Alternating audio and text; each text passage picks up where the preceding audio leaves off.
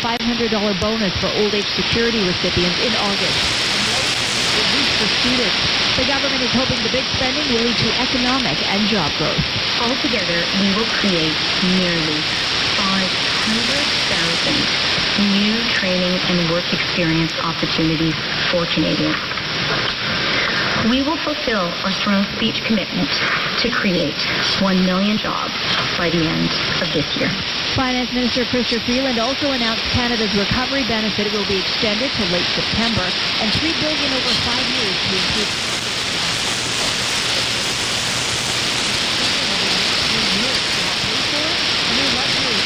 expensive cars and boats, and they're also increasing duty on tobacco products. New travel restrictions for vehicles coming into Ontario from Quebec and Manitoba are now in effect. Checkpoints are set up at both provincial borders and being enforced by the OPP. The Ontario government is blocking all non-essential travel into the province. Exceptions are being made for essential workers or if you live in Ontario. Other restrictions that are now in effect: a limit of 10 people indoors or outdoors for funerals, weddings, and religious services. Starting tomorrow morning, Ontario residents aged 40 and older are eligible for the AstraZeneca vaccine. It'll be available at pharmacies and primary care centers. Meanwhile, York Region is expanding its vaccine eligibility in 5 hotspot postal codes to anyone 35 and older.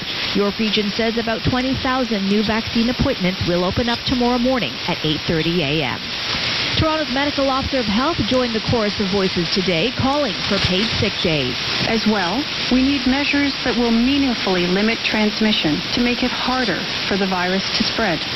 This includes the capacity to swiftly and decisively act to make sure essential workplaces are safe places to work and aren't facilitating spread.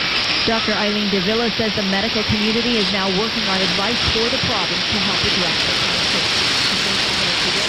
Motion by the NDP calling for paid sick days and paid time off to get vaccinated.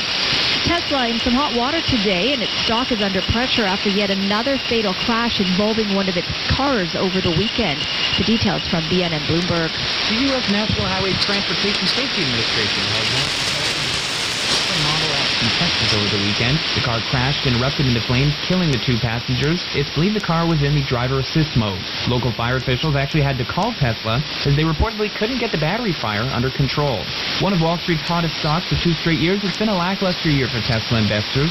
A flurry of competition is soon incoming to the electric car market, which Tesla has solely dominated for nearly a decade, so its setbacks are more scrutinized than ever. I'm John Mace from BN and Bloomberg. Breaking news wherever, whenever. Stay up to date at ctvnewstoronto.ca. The forecast for Toronto tonight: a few showers, the low 1. Tomorrow, a mix of sun and cloud, and then periods of snow beginning overnight into Wednesday morning. We could see 2 to 4 centimeters in some parts, the high 5. Thursday, a mix of sun and cloud, the high 8. Right now it's 9 with light rain. I'm Zoraida Allman with Toronto's breaking news, traffic and weather, where Toronto gets answers. News Talk 1010. This is Jerry Agar. Now, you may have heard that homes have been selling. The market is hot. Listing inventory is low. Some sellers may even think, hey, anybody could sell a home in this market. Well, actually, that might be true. But what is also true is you can not only lose tens of thousands, but hundreds of thousands of dollars on the sale of your property if not handled correctly. For example, if you sell that person who sees it on the first day, did you get the most money? How many other buyers got to see it? How many people were even aware of it? And if it was sold in that kind of situation, not to the ideal buyer, you lost money. You need the multi-million-dollar guaranteed home selling system of Frank Leo and Associates of RE/MAX. Get that system working for you. Trust Frank Leo and Associates at 416-917-5466. 416-917-LION or online at getleo.com. That's getleo.com and start packing.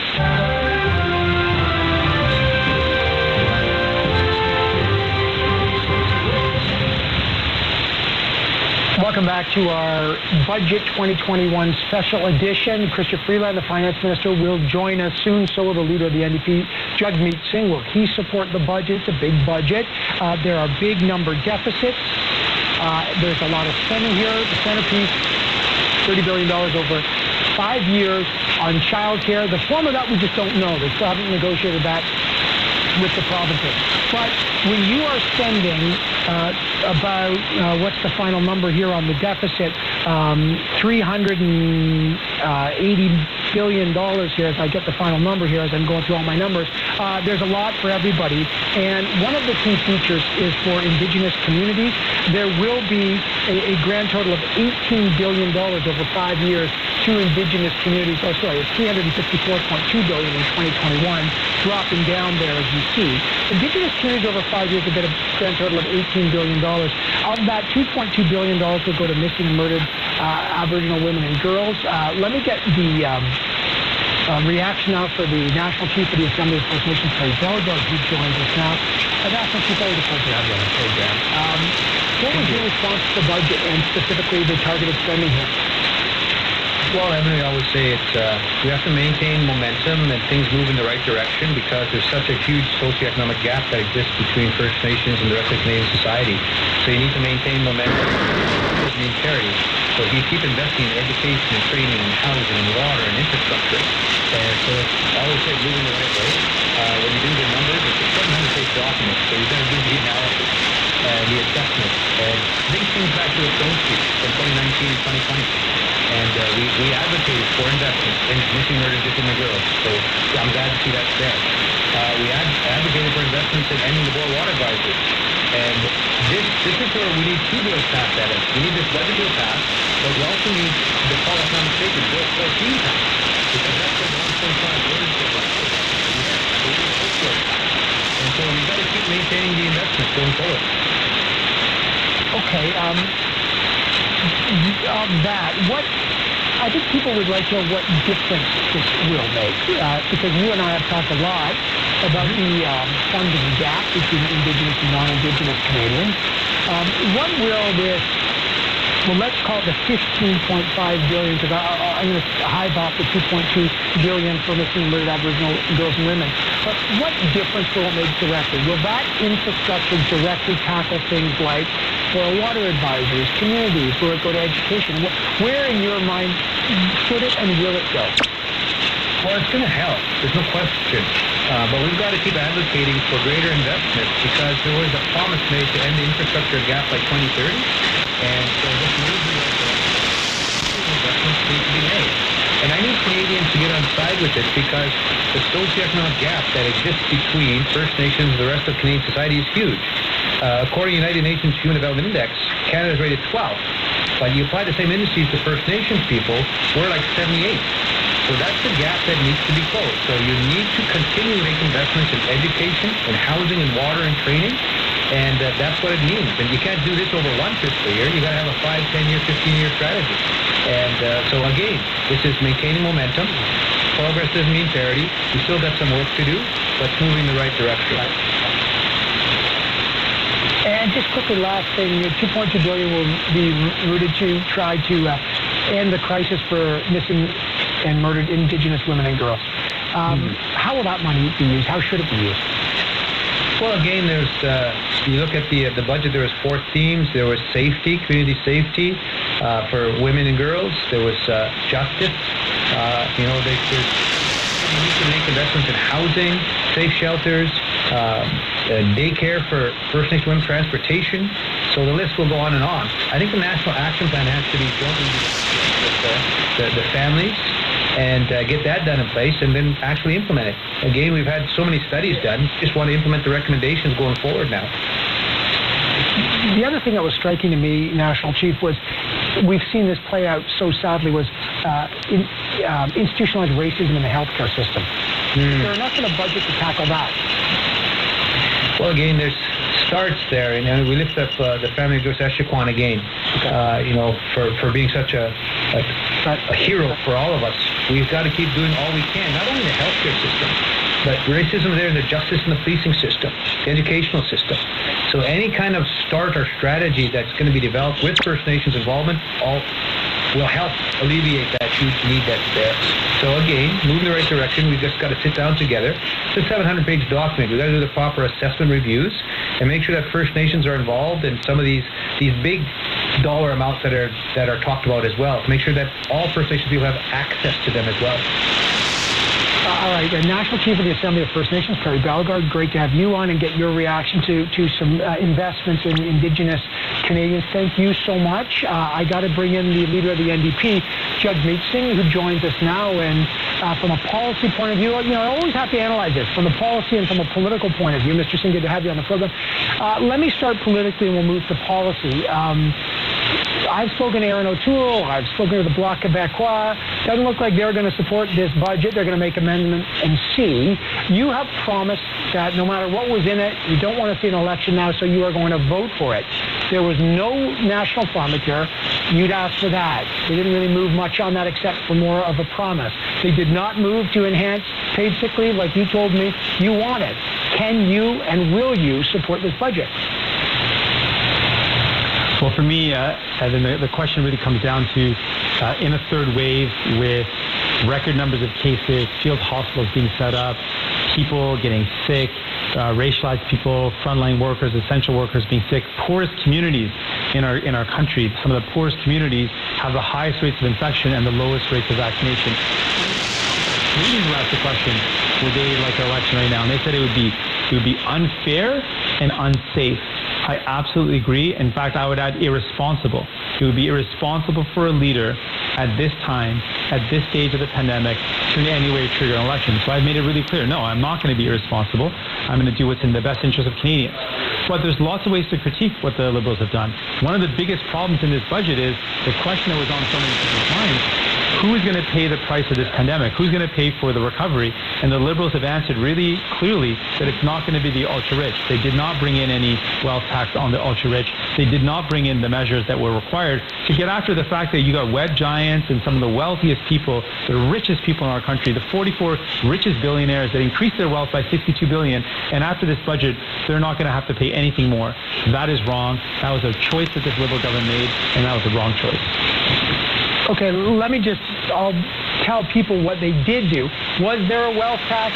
No. Was there a big tax on billionaires? No. What they did do is a 10% luxury tax on high-end cars, high-end boats, and private planes over $100,000. They also slapped on a 3% tax on the digital giants on that.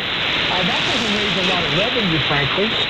They say that they essentially are going to grow their way back to pre-pandemic levels of the deficit. They are going to go back to, they say, about $30 billion deficits, pre-COVID levels, within 5 years, based on the investments on things like childcare and green infrastructure. So they don't need to do the wealth tax as you've imagined it. What do you make of that? I don't think that makes sense. We know that in this pandemic, the richest and wealthiest, the ultra-rich, made out of sandwich. Why wouldn't we take this opportunity to tackle the inequality and to answer the question who pays for this? Why wouldn't it be the ultra-rich? Why wouldn't we bring in clear measures to tax the ultra-rich? That shows to me a lack of courage and really a choice that Justin Trudeau is making. So that in this pandemic, when workers lost their jobs, when small businesses were forced to shut down, when all these folks made sacrifices, they're going to have to continue to bear the burden, but the ultra-rich aren't going to. And that, to me, is a wrong choice to make. There's an opportunity now to do the right thing, and the Liberals have failed to do that. So they say they'll get to $30 billion deficits by 2025, 2026, even though it's $354.2 now. What do you make of the child care policy? $30 billion a year over 5 years, rising to over $8 billion in the years after. So some permanent funding. I just want people to understand the context. That does sound like a lot of money, $6 billion a year. I can just over $2 billion themselves on literally the program this is modeled. So in your view, do you support this national child care program? Is it enough? Well, our biggest problem when it comes to the Liberals and their promises is that when it comes to child care, they've literally promised child care for 27 years. That's nearly 3 decades. 3 decades of broken promises. And so my bigger concern is that I don't believe that they're actually going to follow through on this. They promised this again and again. It's like the same rerun of a movie. They made this promise in the past, and I've seen this show before where they make a promise and they don't do it. Most recently, they ran a campaign where they promised universal pharmacare in 2019. It showed up in their throne speech where they said they promised to do it, and in this budget they completely abandoned it. So it's clear the Liberals are unafraid of making a promise, a bold-faced promise to Canadians, and then turning around and breaking it. So that's the big concern here.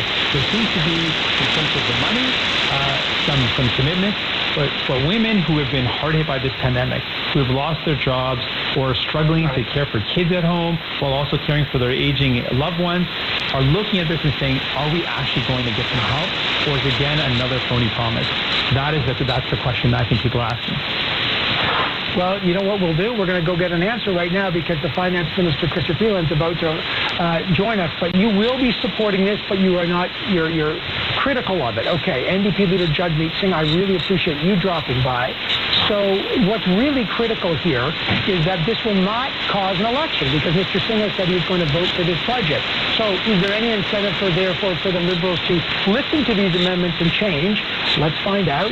We are going to now welcome the Finance Minister, Christopher Freeland, here. She made history as the first female Finance Minister and the first female Finance Minister to deliver a budget. So you made history on that. That's fantastic. Christopher Freeland, that is good to have you here. Mr. Singh just said he's going to support the budget, so I guess the political drama is out of it. But he still says, I don't believe you. Liberals have made promises, frankly, Christopher Freeland, since you and I were kids, to talk about childcare. They've never done it. What do you say to Mr. Singh, who says this is a campaign promise, I got to see it to believe it? Well, first of all, I didn't hear your whole interview, Evan, but you say that Mr. Singh said he will support the budget, and I'd like to say thank you very much. And I think that's the right choice. This is a progressive budget to deliver jobs and growth for Canadians. So that's great news. When it comes to early learning and childcare and whether people should believe we're going to get it done, Evan, you are completely right. People have been trying to do this for more than 50 years. And I'm intimately acquainted with that because my mother was a sort of a rabble-rousing feminist in Peace River in the early 70s. And when I was 2 years old, that's when the Royal Commission on the Status of Women advised the federal government to build an early learning and childcare system across the country. And I still remember these Peace River ladies coming to our kitchen, and they were all talking about Royal Commission on the Status of Women. I didn't really know what that was. So women have been fighting for this for a long, long time. There are three differences today, Evan. First difference, we have put our money where our mouth is. $30 billion over 5 years, more than $9 billion ongoing. That is a very significant commitment. We can do a lot with that money. Second difference, I really think, is Quebec. People now see across the country that this is not some progressive feminist pipe dream. This is something real. It can happen, and it can deliver real economic results. You know, our guys here in the Ministry of Finance, they think this could be the economic policy for Canada that moves the dial on economic growth the most since NAFTA and could deliver 1.2% of GDP. That's a lot.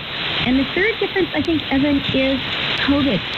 I think COVID has been an epiphany for a lot of people, and they have seen that without child care parents, and actually usually mothers, just can't work. And the numbers show it. We have the biggest drop in women's participation in the labor force in 2 decades. So I do not underestimate how hard this is. If there's going to be a lot to take ahead, but I am totally committed to it. Our government is. I think Canadians believe in this and want it. We're going to get it done. Okay, I mean, because there's likely an election before you can negotiate with the provinces because it's a provincial jurisdiction. Just very quickly, because I know your time is limited. What about the people in Quebec? I know the Bloc wants no strings attached. They've already got this. They've had this for 20 years. It cost them, by the way, over $2 billion. So I know this is $6 billion a year for the rest of the country, but it's an expensive program, as you know. Will Quebec get money? What happens to Quebec? Do they just get their share of the $6 billion to offset their existing costs for child care? Like, how do you negotiate that with each province? Well, you are totally right, Evan. What we're going to need to do is have bilateral negotiations with each province and territory, and we're really looking forward to that. I think Quebec is going to be a big, big winner here, and I actually think our bilateral negotiations with Quebec are going to be among the easiest. because Quebec already has a system. And the good news for them is, after doing it for 20 years on their own, they're going to have the federal government helping them out. Okay, I know you got to go. People are going to know, wow, these are massive deficits, $354 billion. Not a lot of revenue there, Minister. How will you actually pay for all this? Well, first of all, Evan, let me just point out that the $354 billion for last year is actually significantly below our projection of $381 billion. So that's some good news, and it shows that we're careful in our forecasting. I would also really point out to people, this is reasonable and sustainable. We have a declining debt-to-GDP ratio. We get down to a deficit of 1.1% in 25-26. And how we're going to pay for it is through jobs and growth. And that's what this budget is going to do. I know you got to run. You've got an incredibly busy schedule. That is the Finance Minister on the special tonight. Thank you so much. I really appreciate it. I hope that you can deliver the news that looks like the government's not going to fall on your budget. Thank you, Minister. Appreciate it. Thank you very much for that news, Evan. Great to talk to you. All right, so that is Chrystia Freeland, the Finance Minister. Look, would I like to have done a longer interview with her? Yeah, she's got about 1 million things lined up right now. Lisa LaFlamme's going to have her on the National tonight, so TT National News, so that's going to be great to see. Lisa, also dig a little further in there. We've got to get some reaction from the business community. Perrin Beatty, the President and CEO of the Canadian Chamber of Commerce, will join us later, and so will Goldie Hyder of the Business Council of Canada. They are going to weigh in, but I'm going to bring back our panel of Amanda Lang and Kevin Page, the former parliamentary budget officer. Well, Amanda, that was a short interview with Chrystia Freeland, but she says, look, these are all just, I've never heard $354 billion of deficit before in my life, but I guess post-pandemic we have to change all of our definitions. I know Kevin Page was like, wow, reasonable. That was kind of mind-blowing. But what do you make of how she's talking about this? And you know, I should just say the political drama seems to said she's not going to an election. I think the message she delivered, I think you had a great conversation. She's on message there, and that is this is pro-growth. This is they're making the gamble that by spending in this way, they will grow the economy, and that therefore the percentage of growth relative to the economy stays manageable. I think it's important, as you are doing, to stay focused on those out years. 5 years from now, once you've seen the payoff from this kind of increase in the size of program spending, which is what we're looking at, even if it grows the economy, we're still in deficits that a few years ago we would have been horrified by. So we need the context. We know that last year, this fiscal year ending, was one of a kind. We hope never to see one like it again. The government has to get its way out of it. But it was already $18 billion in deficit heading in, and it doesn't really have a glide path to zero. Zero is, you don't want to be tedious about this, Evan, but your deficit means they're spending more than we sent them. And if they want to do that, they should really go back to the ballot and ask for more, because otherwise they're spending more than they deserve to spend. The operating budget should be, it should come out to zero, in my view. Yeah, well, this is called the phenomenon of baseline shift, where suddenly $30 billion deficits are like a good thing in 5 years, as you say. A year ago, that would be a different story. Interesting. I think we can't underestimate the idea that, Chrystia Freeland said there's going to be bilateral negotiations to get this child care done with the provinces. I don't think that's a given. I mean, there's jurisdictional issues, very technical issues, because each province has their own child care. Give us a sense of, and there's going to be an election between then, what does that do to the promise of child care that Jagmeet Singh had to kind of ask us to decide? Yeah, so I think it's fair to say that there should be an asterisk beside this initiative. So, the minister as well said, again, $30 billion for the provinces is an enormous amount of money. For the initiative, for childcare, for early child learning could make a significant difference. So, but it has to be negotiated. These will be bilateral agreements. We've seen them after we changed escalators in the Canada Health Transfer. They can get difficult, like with the provinces, because they're strained right now. So, it's going to take time to negotiate it, but the money is there. It's hard for the provinces to say no to this sort of money, and again, the priority is there. I think the country, by and large, is going to be behind, a better child care program. So there's some goodwill, but it's going to take time. Can we get the money out the door as early as this year? Probably not, but it's going to be an important drawn-out negotiation. Before I leave you, a real quick, Amanda. Jagmeet Singh said, this is kind of a remarkable moment. How are they going to pay for all this? He said that they missed a big opportunity for a big wealth tax. Kevin and you have both talked about the fact that this is super light on the revenue side because the assumption is that the growth side, they're going to blow their way towards some kind of balance. Do you think it's a miss that they didn't do a bigger wealth tax? They just sort of nibbled on luxury items like bikes and cars and money? I think Kevin made the point earlier that if there are additional spending coming our way, negotiations around health transfer, for instance, you may see the taxes considered, including raising the GST, which many economists would say you should do before any other form of tax. One thing I'll just note, though, Evan, wealth tax is critically popular. How much it raises is let's put a pin in that. Is it effective? GST is actually effective. And one thing we really saw in these documents was the hit to GST from what happens when you shut down restaurants, travel, tourism. Those are huge areas of GST. We just got to get them back open again to get that revenue back in government's hands. So once we get there is some support. You could raise the GST and raise an awful lot. And remember, just raise it back to where it was. You don't have to go further than that and raise a lot of additional revenue.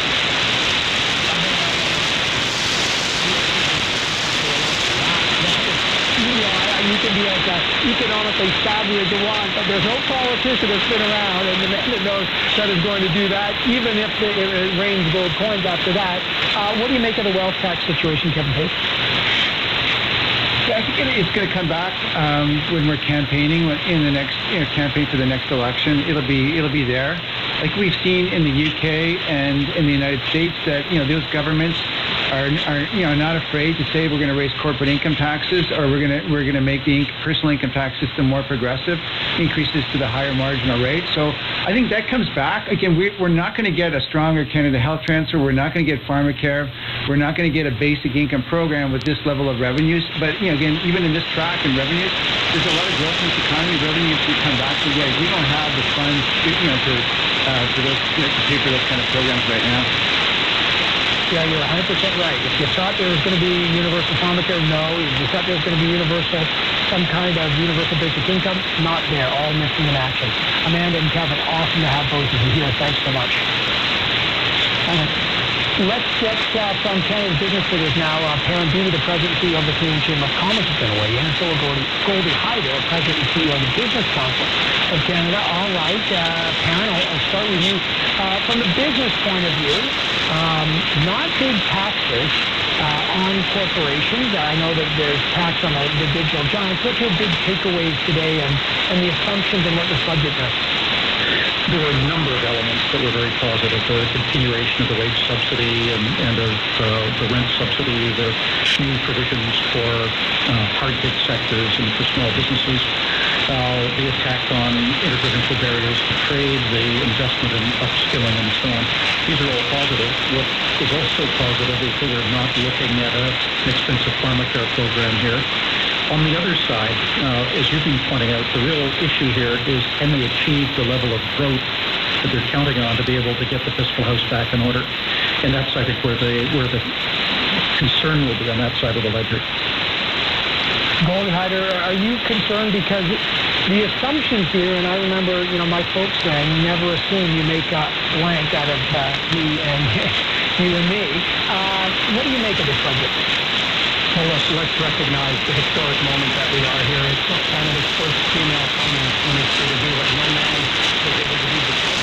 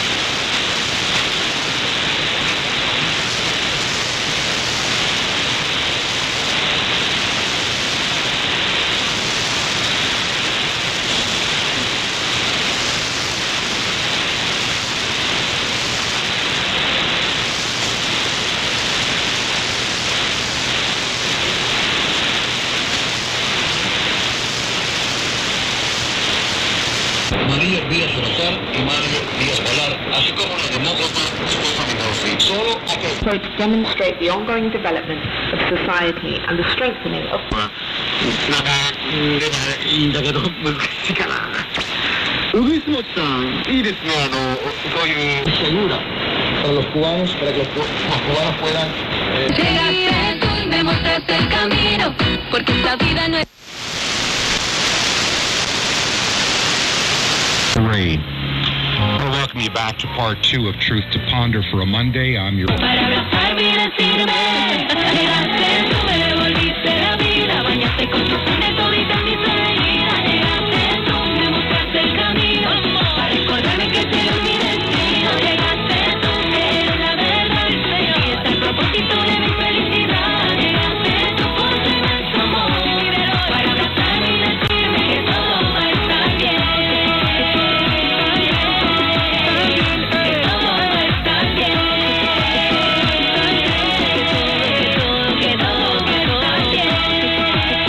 You and I have been told a lot of things. Get some. Well, help me out. Just take her with you and keep her for a while. People are blinded to the fact we've been lied to. Now, I want to remind you, if you're just tuning in at Halfway Point, I know a lot of you listen to this podcast, and so you know the program is Truth to Ponder, and our website is truth2ponder.com. President, I mean, you can't get much more confused. Pero lo cierto The right hand doesn't know what the left hand's doing. The fact that they throw each other under the bus almost on a daily basis. I mean, there's confusion in the camp of the enemy. And we know that there's a great battle going on in the high places and down below, too, I believe. I mean, God is using his righteous angels to battle, the demonic forces.